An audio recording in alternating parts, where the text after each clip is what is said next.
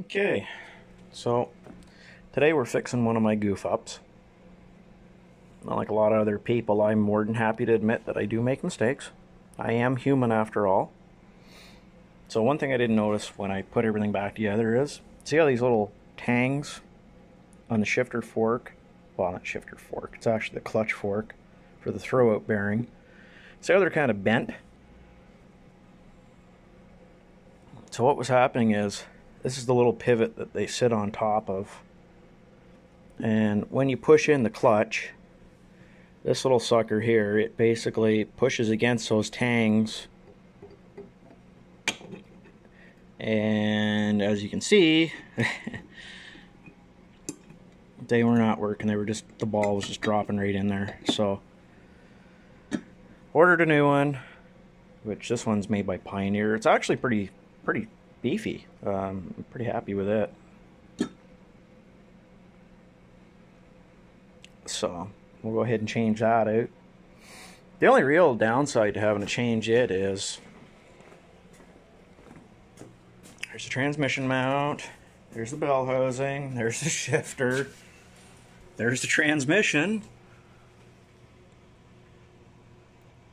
Yeah, you gotta drop everything to get it, but that's okay. That's alright. Like I said, mistakes happen, oversights happen. That's part of being, well, a real guy. So, we'll go ahead and we'll get that back in there. Okay, you can really see our shiny new McLeod clutch. So, now we're going to go ahead and get this bell housing put back on. You can see that our new clutch fork and throwout bearing are on here. So for now I'm just going to kind of let them hang, just so they're tight. And I'm going to go ahead and slide this bell housing where it goes, which fortunately for me, it's aluminum, so it's not going to freaking kill me to try and get it up in here. Okay, there we go, just about. There we go. And that's now sitting where it should be. Throw a couple of bolts back in it.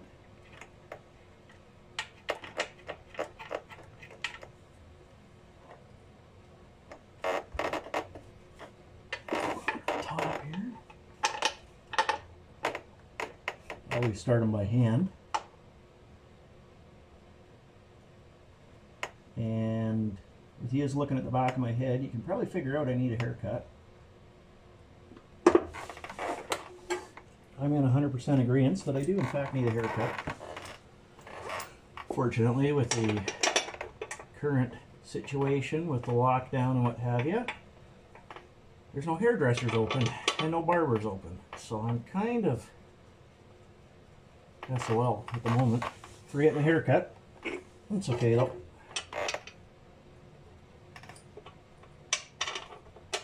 Not the first time I've gone without a haircut for a while. And I'm sure it's not the last time either in my life that I will end up doing so.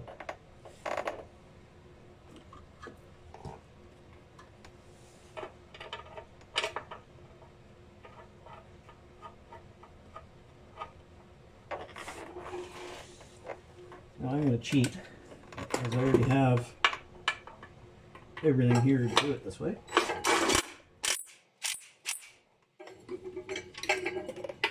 Not going super tight, just a hair past snug. It is aluminum.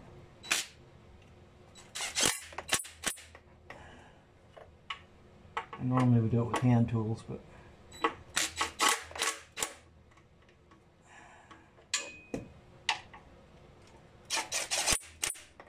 this is the second time we've had this transmission out of this car, so I'm not really in the mood to do it with hand tools. This is essentially where I'm going with this. Alright, so that's the light part done. The easy part, if you will.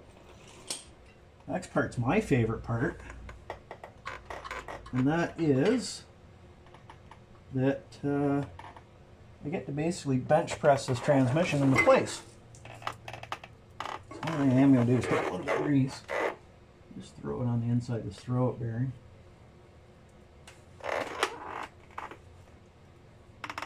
Throw-it bearing or clutch release bearing, depending on who you ask.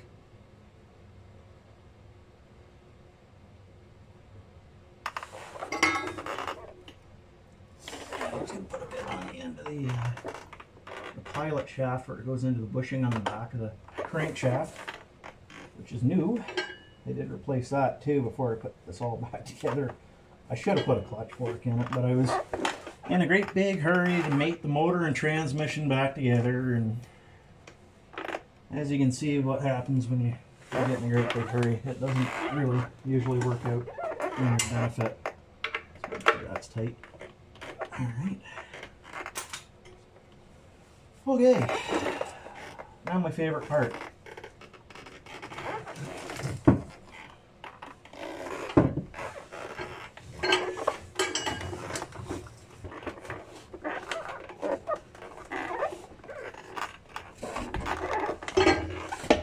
Okay.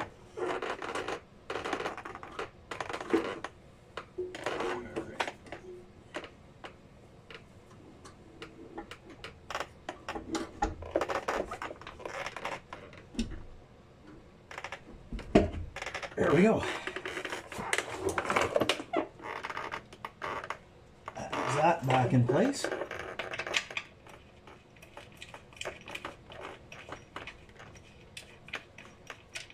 we're going to put a couple bolts in her.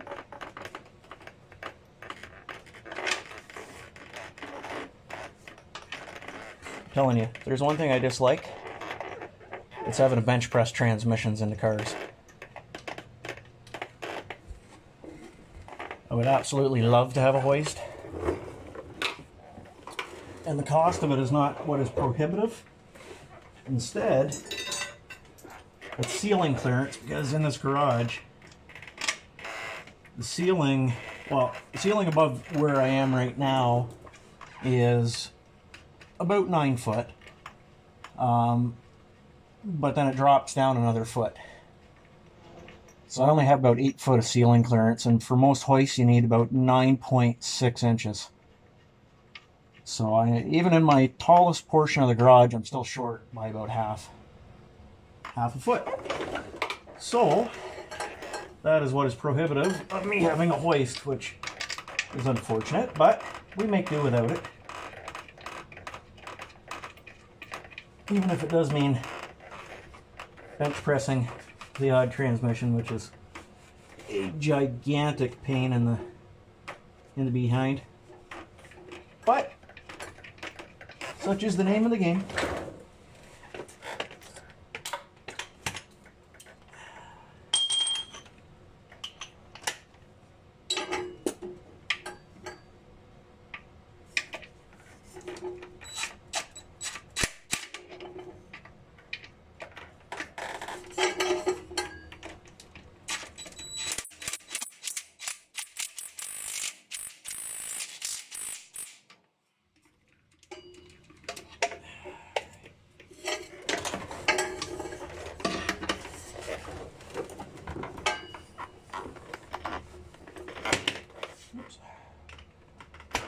Speaking about the extended warranty.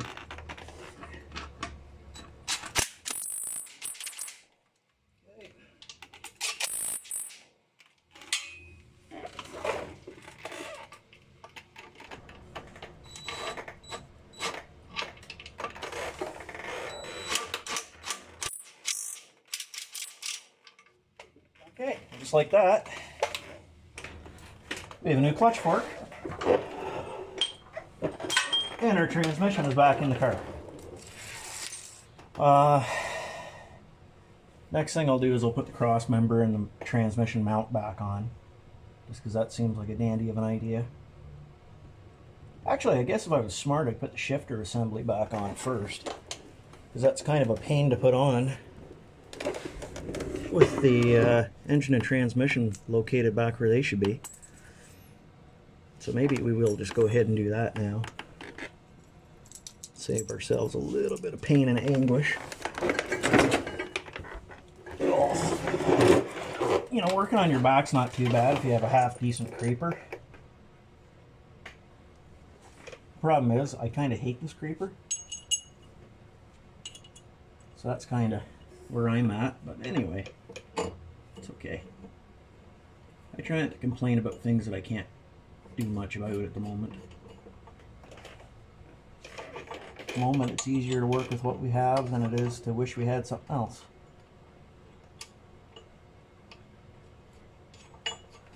At the end of the day, you know what? It all serves the same purpose anyway.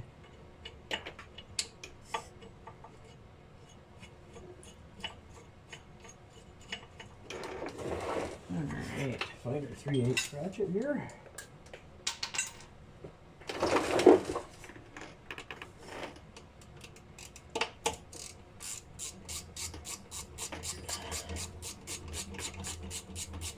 Find a 9/16 socket here, which should be under here somewhere with me. Alright.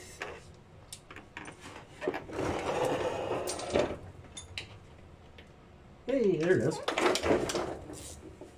Alright. These Hurst shifters aren't bad to put on.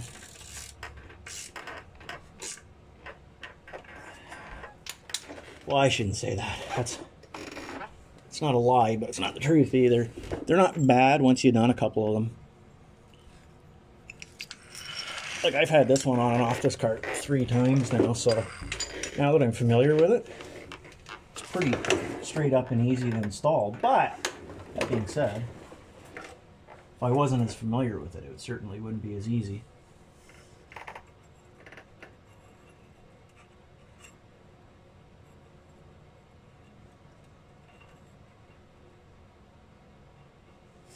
Okay.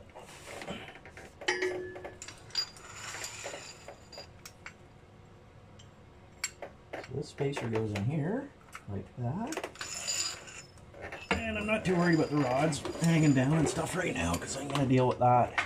Like, I pretty much already knew I'd have to adjust this, so... because I had to adjust it last time. So I'm going to take and just sort of bring them up so they're above that reverse. And as long as they're above the reverse, they shouldn't be too bad to get into position and adjust later. So let's get the sucker started here now. And then I can wiggle the top one, and it should start okay. Just like that.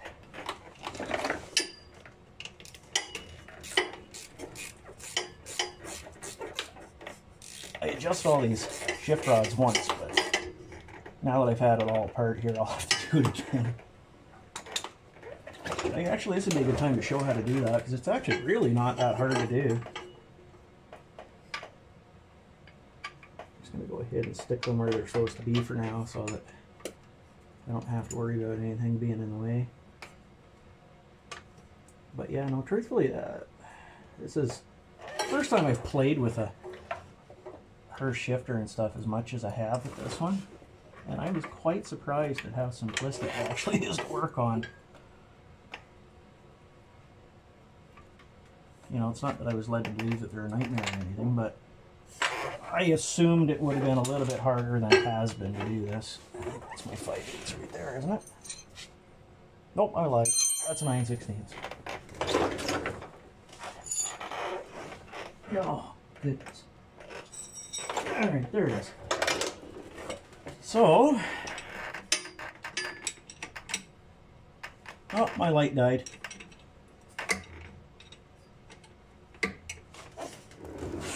That does occasionally happen. Let me see if I can turn. Hey, there we go. Flash is on, it says.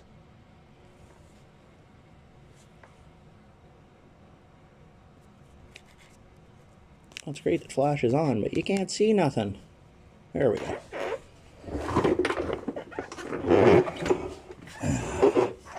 So let me just tighten this up. And I'll grab another light. I like the rechargeable lights, but the problem is they're only good for about 3 to 4 hours. And then they calf like that, so... kind of their downside, I guess.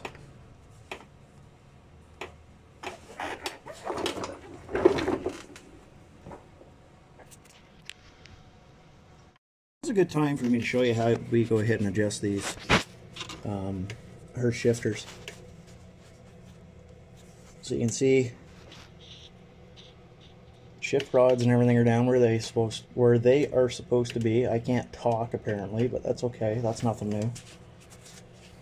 So we come back to our shifter assembly. Now you see this hole right here? I'm going to try to point at it or something here. There we go. So we're going to take something and put it in here.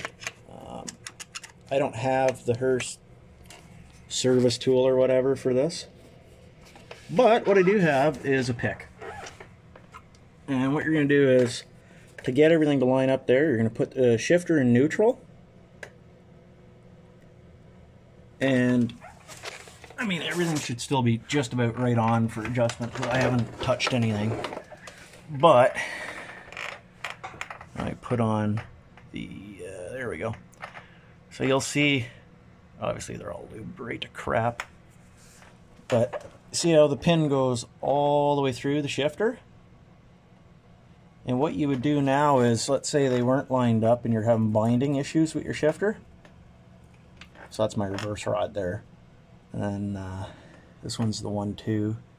This one's 3-4 as far as I remember here. So you'll see that these suckers are all lined up right across here. If they weren't, you pop the clip off the back side here. I'm hoping that you can see that clip. And you'd pop this rod out and you would turn it until it was perfectly centered in the middle of here. And with it perfectly centered in the middle of the hole, the shift gate, it'll pop in then, and you know that when your transmission's in neutral, that now this shifter will shift all the way through the gears. You know, it'll actually go first, second, third, fourth. And it won't bind. And that'll give you a nice smooth shift. So that's kind of how they get adjusted. Now I don't have to do that on this because everything's still adjusted, because I just popped it off and put it back on again. But if you did have to, that's how that would be done. Don't mind me, I apparently don't know how to work a light. So that is that part of that. And I've lost my wood block. Oh yeah, see this? That's a top quality camera stand right there. That's, I don't want to say that I'm a redneck, but I probably am. But, you know what it does do is work just about perfect. Because it slides in there like that. And now I don't have to hold it. It gives me both of my hands free.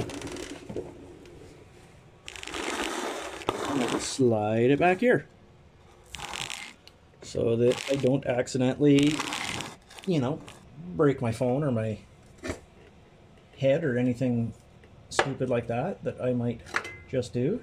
My damn light would stick. Alright, so that is that. So, moving on. Our next thing will be, I'll pull that out of there obviously. Now that already has a 9/16 on it, which is good, because that's what size I need to put these rods back on the transmission. So I will go ahead and do that. And if you're paying attention to my random ramblings, first off, I appreciate it. Because it's my hope that I can pass whatever little knowledge I have on to other people. Maybe help them out. And if nothing else, I might provide some type of entertainment value. I don't know what that would be. I don't think I'm that entertaining, but that's okay.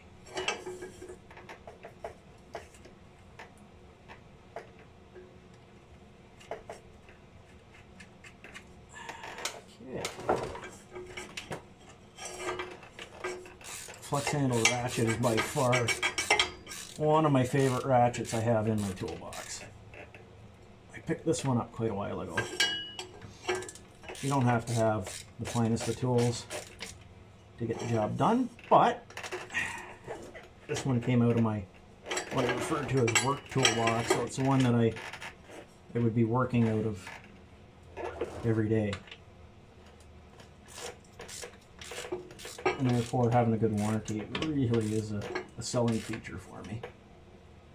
Okay, so on our shift rods now.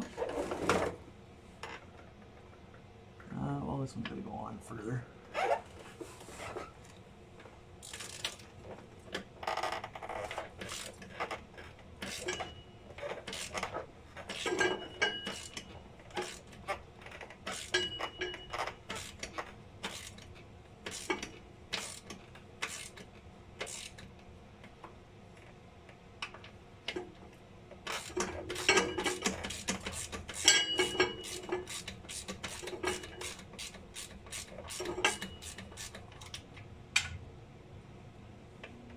Okay.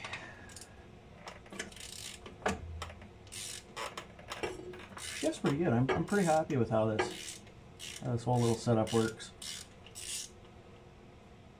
It works pretty damn good.